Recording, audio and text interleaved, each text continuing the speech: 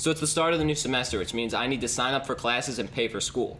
But since I'm not made out of money to pay for school, I need to take out student loans.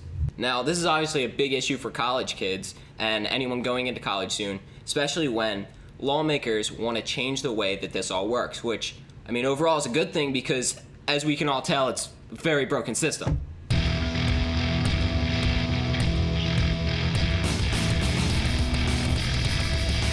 The only way that I can feasibly go to college is to take out loans because I don't have the money to pocket such an expensive education, which in most cases leads to 6 figures worth of money for someone who, best case scenario, is making minimum wage at the time. So that's just not financially viable, even if you're living at home, to be able to pay for college out of pocket. But lucky for us, everyone's favorite friend, big banks, want to come in and they want to help us, which is great, I guess.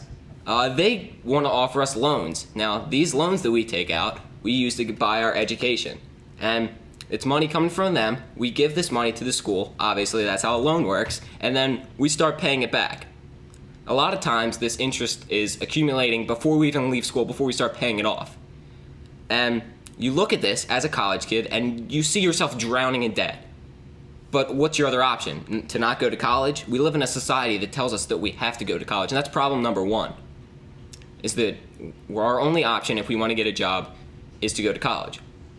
And why is that? Because employers expect us to have gone to college. Well, why is that? Because everyone goes to college. Well, what does that mean? Well, we see a cycle. Because so many people are going to colleges, employers become used to this and they demand we go to college because they want the extra education, obviously. So this vicious cycle just is going to keep repeating to the near future as long as we accept that we need to go to college. But what am I going to do? I'm going to protest this and not go to college and then ruin my chance of employment? Someone else can do that if they really want to. So the problem is clearly deeper rooted than that. This is when we have to come to solutions. And everyone, I'm sure, remembers the attempt of the Student Loan Forgiveness Act of 2012. How perfect does that sound? Me as a college kid, the graduate still paying it off, our debt's going to be forgiven. Thank the Lord. We're done with it. I don't see any problems here. But then when you think it's not just like this debt's an imaginary thing, well, in a sense, all money's imaginary, but it's not like this debt is something that just can be erased from existence to begin with. Someone gave us this money had already been spent. The university that we gave this money to already used it in one sense or another. So there is no erase the debt, which means someone's paying for it. And usually, we see this diffused between two places. We see this diffused from the banks, the one we owe the money to, the one that no one really sympathizes for to begin with.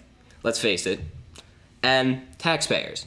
Now you can say, let's put this all on the banks. They caused this problem, many people say, so they need to be the solution. So then if the banks are to take the brunt of this debt back onto themselves, you'd think that, they'd be the only ones hurt, but in the market we have today, these few large banks have such a monopoly that we rely on them. We're going to go back to them. This money is still going to be put right back onto the consumers. So either way, we look at taxpayers and we look at the American family going to be the one paying these back. But I'm sure a lot of people are still skeptical. They're still saying, okay, well, we as college kids, we as grads, we've taken plenty of stuff from the older generation for long enough. Still seems like it's benefiting me, so I'm all for it. Let's go for it. But then you have to look at where this money is going to be coming from. It's going to be coming from taxes, which means it's getting brought out of the economy, which is going to help you find a job. With any kind of taxes, it's being put onto our debt. And again, this is another problem that our generation sees. We see the generation before us are going to put their debt onto our shoulders, and we're facing trillions of dollars in debt. So any type of plan like this just doesn't work. Then you need to also look at the long-term implications on how this changes the way we think. The second that we start to think, okay, well, this debt, I can just take out this money and it's not going to hurt me in the long run, that's when we become even less financially stable because we get into this mentality that there's always going to be a solution to our problems and that we don't need to find it. Big Brother's going to come along and it's going to save the day. But we can't rely on anyone else to solve our own problems. We need to find a way to fix this student debt problem, not just diffuse it onto others. So what are our options? Well, there might not be many because it would require us coming together and taking on the real problems, the schools and the banks, the ones taking on this debt, and not taking on legislation, because as we can see, something like the Student Loan Forgiveness Act of 2012, while great in theory, would not be as good for the long term for either the students or the taxpayers. What we need to do is we need to confront the actual problem. The actual problem is that we are paying for an education that, in a sense, we need to be part of the economy to a degree. Many people go on without it. It's another topic, but at least society's telling us we need it. And our money is we're not getting the most out of our money to begin with. So we're spending a lot of it, and then we're not even getting the most out of it. All colleges see this situation the same way.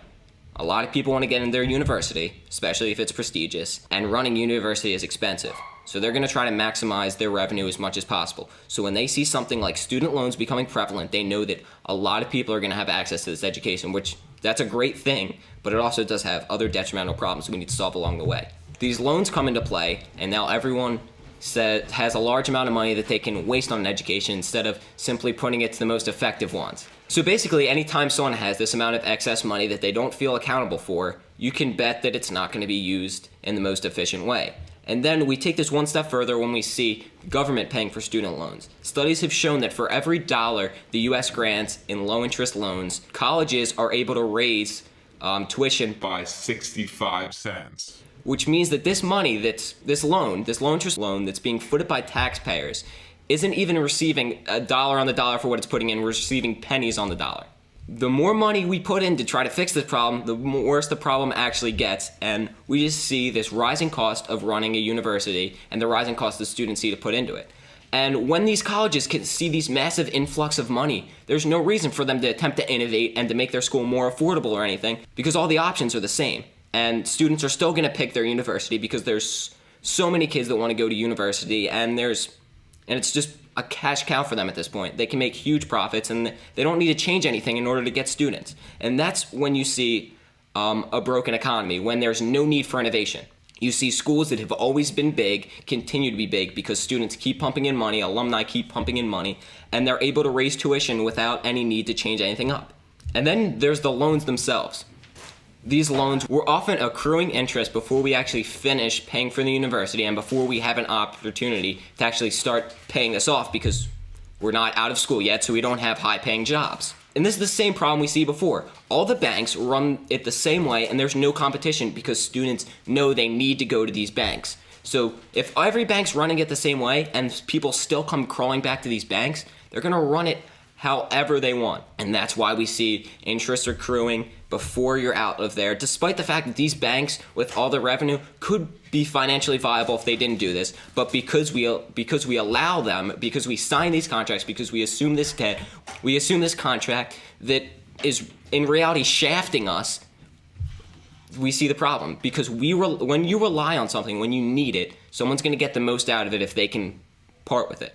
And that's kind of the situation students are in today. We're stuck between a rock and a hard place. We're told we need this. Rock and a hard place. I know I said I was going to get to the solution, so that's what I'm going to try to do now. I'm not going to come here with another big brother, let's forget all the loan, let's cap interest rates, because like I said earlier, that's not a solution. That's not attacking the problem. That's just blocking it.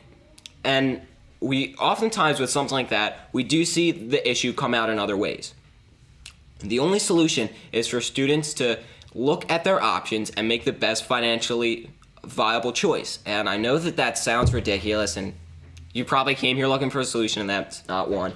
But that's how you make long-term change. When you look around you and see, I really can't afford to go to college. Maybe I should be a carpenter. Maybe I should start my own business. It may seem scary, and it may seem like you're hurting yourself, but that's the way that markets get fixed.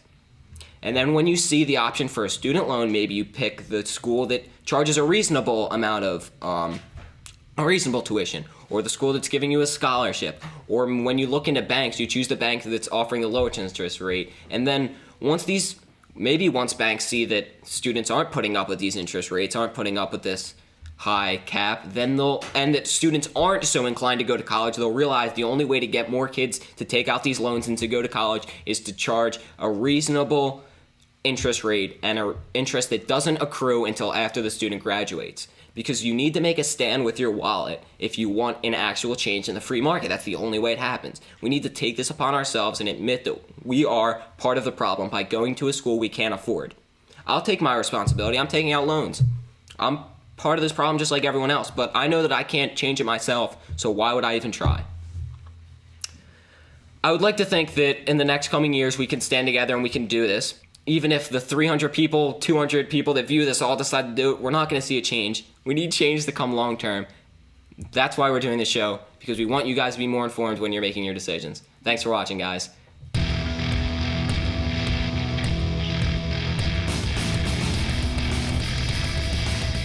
have more guaranteed views than 200. Or else I'm not doing another video.